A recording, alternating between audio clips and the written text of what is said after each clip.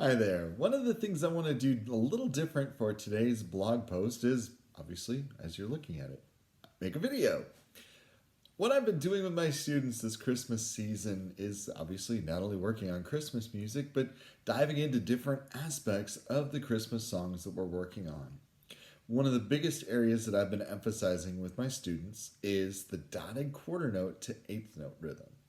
And one of the things that I've shared with every one of them, and it's one that I'm going to share with you as well today, is I clearly remember being about 6 years old and learning this concept. And I got so mad, so angry at my teacher because it just didn't make sense to my little brain at the time.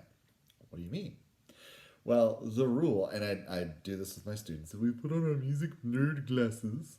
The dot adds half of the value of the note to the note. Yes, I do things like that in lessons. It just makes it kind of fun.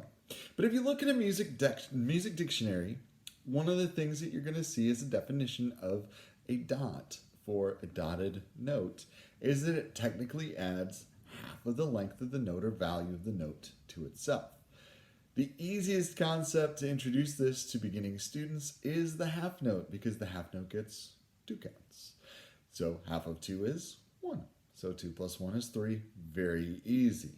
But when we get to the dotted quarter note, the quarter note gets 1 count. And yeah, half of 1 is what? And I will get some very confused looks from students when I ask that question. And that's where we get to subdivision of the beats, and we get to eighth notes, and this is where it gets fun. And by fun, it can be kind of frustrating and challenging, like it was to me as a 6-year-old. Because what happens is, when we're counting, it would be 1 and 2 and, right? So that's bum, bum, bum. Now, this happens all the time in Christmas songs. You're going to see it in Deck the Halls, Joy to the World, Silent Night, right?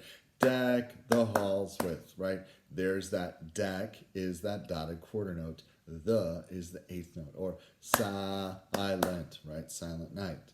Joy to the world, right? There it is again. Joy to the world. Okay.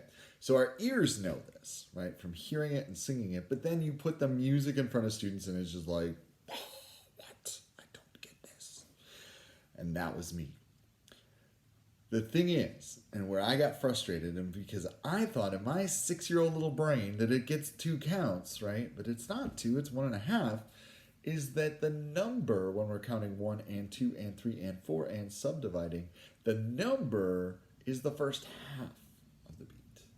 Then the and is the second half of the beat. So if I have that dotted quarter note, let's say for Deck the Halls, right? 1 and 2 and, right? So there it is. So it gets that first half of the beat, it gets the second half with the and then the first half of number 2.